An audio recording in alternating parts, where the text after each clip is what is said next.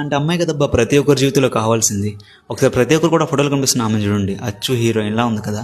అయితే ఆమె ఒక అబ్బాయిని ప్రాణంగా ప్రేమించి పెళ్ళి అయితే చేసుకుందంటే ఇంట్లో వాళ్ళని ఒప్పించి సంతోషంగా. కానీ ఆమె లైఫ్లో ఆ సంతోషం అనేది 3 years కన్నా ఎక్కువైతే లేదంట.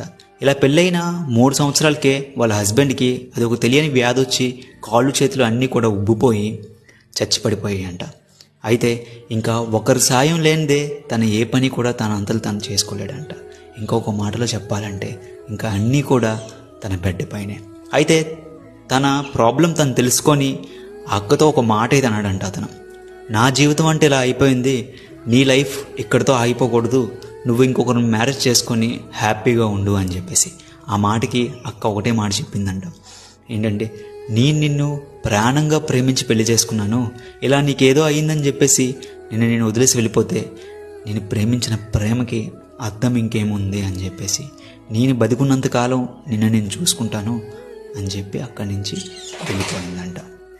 నిజంగా ఇప్పుడు నేను చెప్పడానికి కారణం ఏంటంటే ఈ రోజుల్లో 10 రోజుల కన్నా 10 రోజుల కన్నా ఎక్కువ ఎవరు కూడా కలిసి ఉండట్లే. అలాంటిది ఇలాంటి రోజుల్లో కూడా ఇంత ట్రూగా ఇంత ప్రాణంగా ప్రేమించే అమ్మాయి ఉందంటే సెల్యూట్ చెప్పొచ్చు కదా.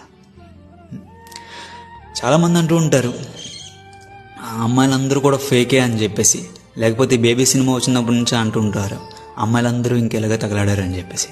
కానీ ఈ ప్రపంచంలో ఇలా ప్రాణంగా ప్రేమించే అమ్మాయిలు కూడా చాలామంది ఉన్నారు.